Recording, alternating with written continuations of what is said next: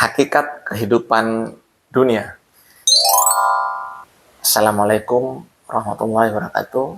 Masih dalam buku Hasan karya Dr. Aid Al-Qarni, sub judul Hakikat Kehidupan Dunia. Ukuran kebahagiaan itu ada dalam kitab Allah yang agung, dan takaran dari segala sesuatu itu ada dalam kualitas zikir kepada Yang Maha Bijaksana.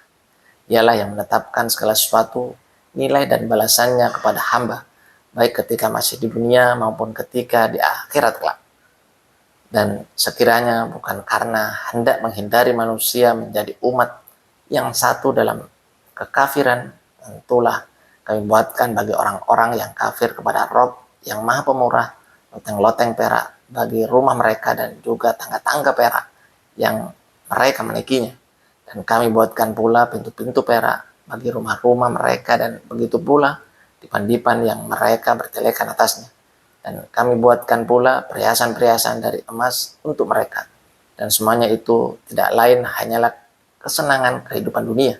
Dan kehidupan akhirat itu di sisi Rabbmu adalah bagi orang-orang yang bertakwa. Quran Surat Az-Zukhruf ayat 33 hingga 35. Ayat ini menggambarkan dengan jelas tentang kesementaraan nilai-nilai materi dan status sosial yang meliputi kehidupan, istana-istana, rumah-rumah mewah, emas, perak, dan kedudukan sosial. Dengan memberikan segala sesuatu kepada orang-orang kafir secara sekaligus dan sebaliknya, tidak memberikannya kepada kaum mukmin adalah dimaksudkan untuk menjelaskan seberapa besar nilai kehidupan dunia ini kepada umat manusia. Dengan kata lain, itulah ketidakberhargaan dunia. Utbah ibnu Ghazwan, seorang sahabat Rasulullah yang terkenal itu, heran ketika ia sesekali berkhutbah Jumat. Ia bernostalgia bagaimana getirnya saat itu ketika bersama Rasulullah, ketika hanya bisa makan daun, baik pada saat-saat jihad, pada saat-saat senggang, dan pada saat-saat bahagia. Kemudian bagaimana ia meninggalkan Rasulullah untuk menjadi seorang penguasa dan seorang hakim. Menurutnya kehidupan yang harus dihadapi sepeninggal Rasulullah adalah kehidupan yang sangat tidak berharga. Kulihat orang-orang yang sengsara tidak bosan, walaupun mereka harus telanjang dan kelaparan. Walaupun kehidupan ini menggembirakan, namun tak lebih dari mendung di musim panas yang akan segera berlalu. Saat Ibnu Abi Waqqas merasa kebingungan ketika diangkat menjadi penguasa di Kufah sepeninggal Rasulullah, yang melihat kenyataan yang sangat berbeda dibandingkan saat bersama Rasulullah, yang cukup hanya dengan makan tumbuhan dan hanya makan kulit kambing yang sudah kering, dipanggang, ditumbuk, lalu direbus dengan air. Ia melihat betapa tidak berharganya istana-istana dan rumah-rumah yang indah. Dan sesungguhnya akhir itu lebih baik bagimu dari permulaan. Quran Surat Ad-Duha ayat 4. Itu artinya ada sesuatu dalam hal ini dan yang tersembunyi di balik masalah tersebut, kehidupan dunia yang tidak berharga.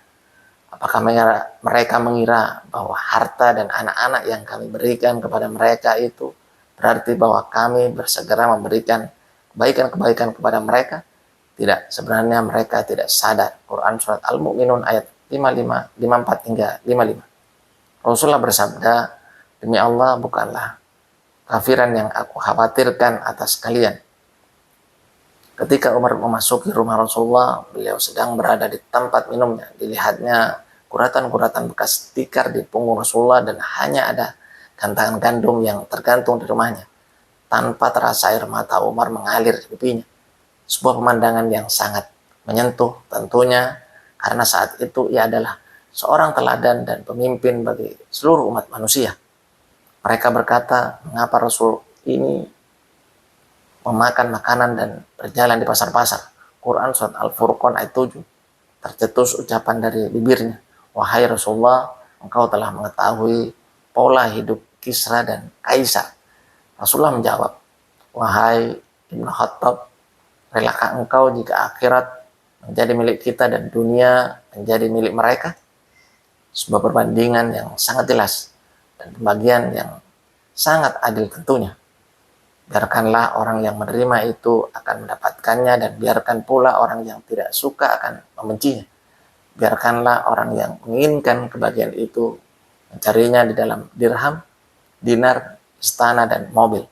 Biarkan pula ia berusaha untuk itu saja. Demi zat yang tiada ilah selain Allah, mereka tidak akan mendapatkannya. Barang siapa yang menghendaki kehidupan dunia dan perhiasannya, niscaya kami berikan kepada mereka balasan pekerjaan mereka di dunia dengan sempurna, dan mereka di dunia itu tidak akan dirugikan. Itulah orang-orang yang tidak memperoleh di akhirat kecuali neraka, dan lenyaplah di akhirat itu apa yang telah mereka usahakan di dunia, dan sia-sialah yang telah mereka kerjakan. Quran Surat Hud ayat 15 hingga 16. Itu tadi kutipan dari buku La Tahzan. Semoga bermanfaat. Wassalamualaikum warahmatullahi wabarakatuh.